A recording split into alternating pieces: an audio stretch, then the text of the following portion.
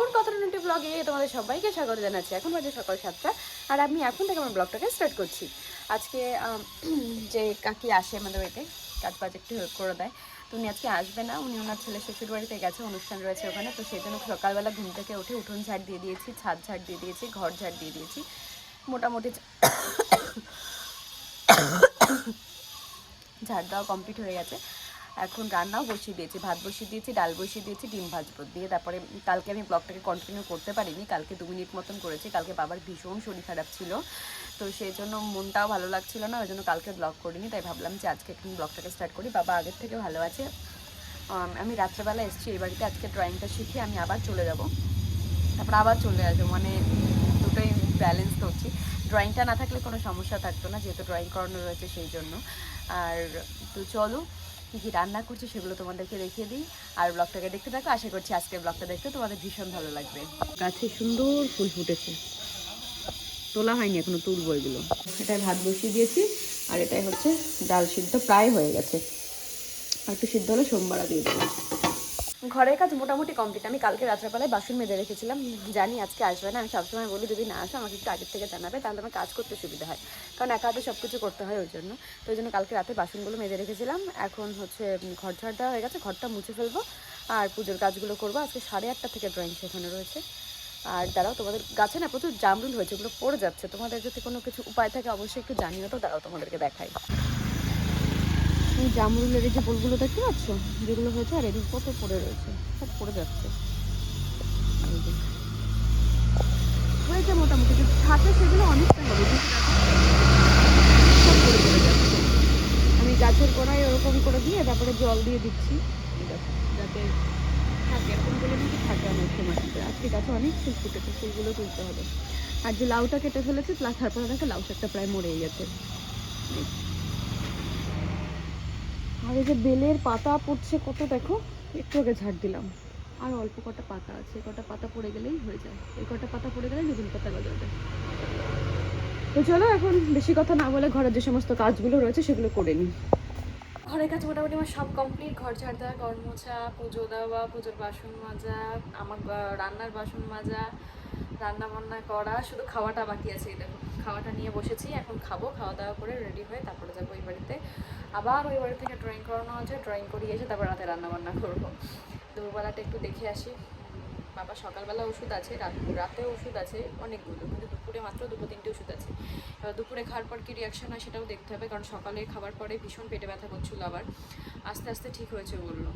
তো দুপুরবেলাটা থাকবো, যে আবার বেশি কিছু হয় কি না, ভয় লাগে, ভীষণ ভয় লাগে। জানোই তো কাছের মানুষগুলোর কিছু হলে কীরকম একটা মনের মধ্যে হয়। তো চলো এখন ছটপট করে খেয়ে নিয়ে রেডি হয়ে নিয়ে ওই বাড়িতে যাওয়ার জন্য।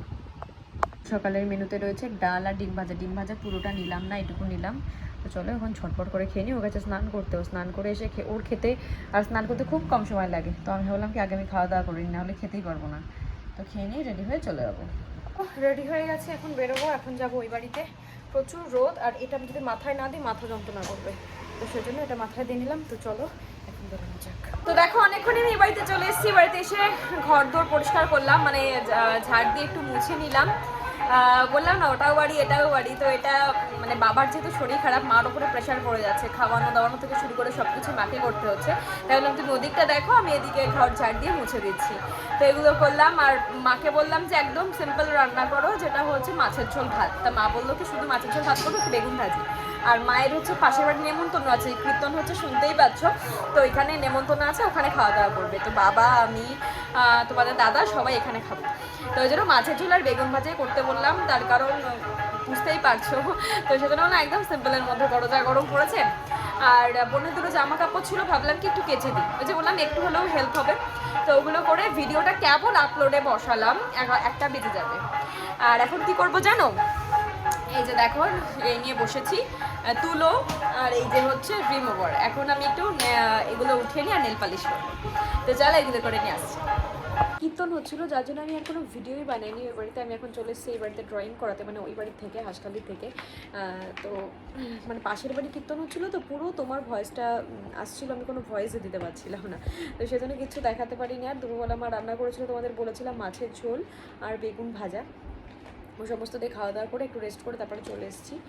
বাবার ওষুধ দেওয়া ছিল, ওগুলো দিয়ে তারপরে আসলাম। তো এখনই দেখো ড্রয়িং করাতে বসে গেছি, সবাই ড্রয়িং করছে।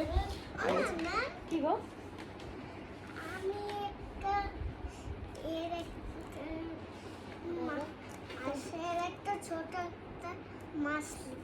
ছোট মাছ লিখবো, আচ্ছা ঠিক আছে।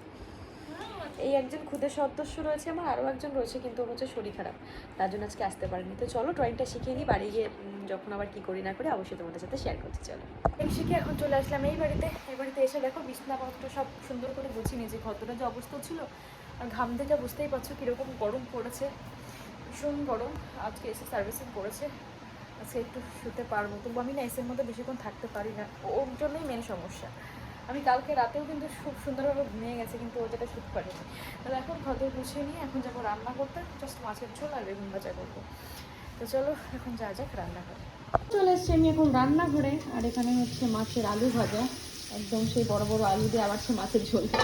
খুব ভালো হয়েছিল, তাই বললো করে দিতে, এটা করছি।